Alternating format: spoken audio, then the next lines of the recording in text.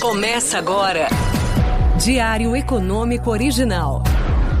Uma parceria entre o Banco Original e o Canal Rural, com uma análise das principais informações que impactam os mercados, a economia global e do Brasil. Apresentação Marco Caruso.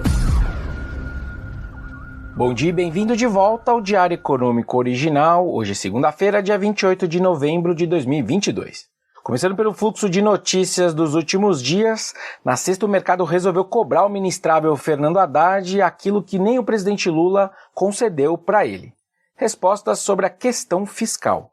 No evento da Febraban, que o Haddad foi falar em nome do presidente eleito, nada foi discutido sobre a questão fiscal, para além do que a gente já tem nas manchetes e nas tratativas com o Congresso na tal da PEC de transição.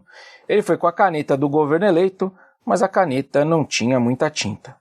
E aí ele não pôde dançar o samba de uma nota só fiscal no evento que, na cabeça dos analistas do mercado, era visto como um teste para a cadeira da Fazenda, inclusive pela plateia que estava escutando ele. A pergunta número 1 do mercado é, ok, a gente entendeu que o teto é carta fora do baralho, mas o que vai ser colocado no seu lugar? Não se discutiu esse ponto no evento por vários motivos, na minha visão. Primeiro, porque não tem um plano finalizado para o que vai entrar no lugar do teto.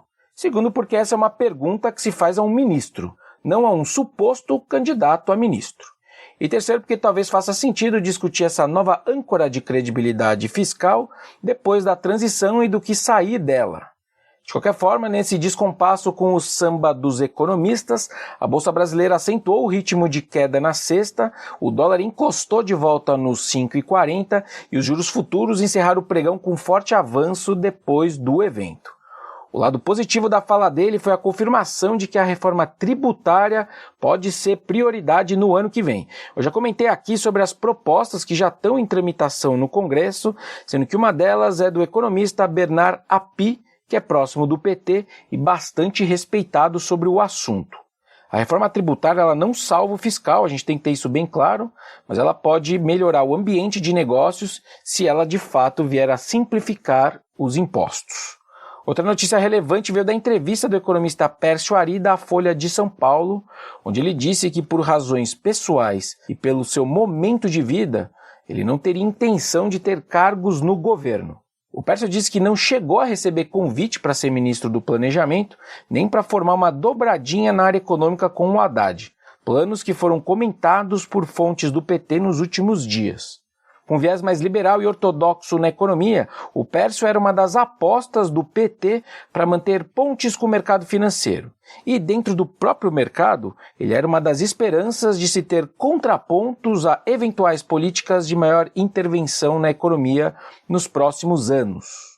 E para terminar essa recapitulação, me chamou a atenção a coluna do Estadão, dizendo que o PT cogitaria embarcar na PEC do senador Tasso Gereissati, justamente para ganhar adesões com as negociações em torno da PEC da transição que estão emperradas. De modo simplificado, a ideia do senador é manter o Bolsa Família no teto de gastos, só que subir o limite do teto em 80 bilhões de reais no ano que vem, que é um número muito mais palatável do que os quase 200 bi que o novo governo tem proposto para o Congresso. E está emperrado.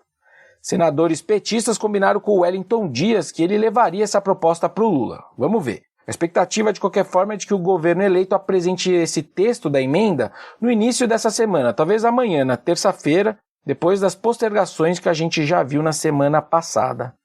Falando dos dados da semana, no dia 1º o IBGE traz o PIB do terceiro TRI aqui do Brasil. A gente aqui no Original revisou o crescimento para 0,8, revisou para cima, esse crescimento que seria sobre o segundo TRI. O que dá 4,2% se a gente comparar com o mesmo período de 2021. Terceiro TRI com terceiro TRI, né? Pelo lado da oferta, todos os setores devem ter avançado, mas a principal contribuição deve ter vindo do setor de serviços mais uma vez. De qualquer forma, vale comentar os quase 2% de crescimento que a gente espera para a agropecuária, setor que sofreu um pouco no começo do ano, mas que agora poderia contribuir um pouco mais para esse crescimento do PIB. Lá fora tem semana movimentada de dados, principalmente nos Estados Unidos. A gente tem uma sequência de números do mercado de trabalho, a gente também vai conhecer o PCI, que é um dos dados de inflação americana, e fora isso o presidente do Fed discursa na quarta. Os dados recentes têm sugerido que a demanda por mão de obra lá nos Estados Unidos continua bem forte. A gente viu uma queda modesta no número de vagas que não foram preenchidas, que é um número importante, e a gente também tem visto os pedidos de seguro-desemprego em níveis bastante baixos, o que somado tudo deve deixar o desemprego ali para perto de 3,7%, que é um número baixo, e também a criação de vagas líquidas crescendo mais de 200 mil postos em novembro, que é um baita número, especialmente se a gente tiver em consideração o ciclo econômico americano e em que ponto que a gente está dele. Sobre o PCE, a inflação que o Fed gosta de olhar, a perspectiva é de desaceleração na medida anual, indo ali em direção a 6% quando a gente está falando do número cheio e 5% no núcleo, que exclui alimentos e combustíveis. Então, mais uma desaceleração na margem. Em resumo, a inflação é para baixo por lá, só que como o emprego segue forte, essa desaceleração vai continuar vindo de forma bem lenta.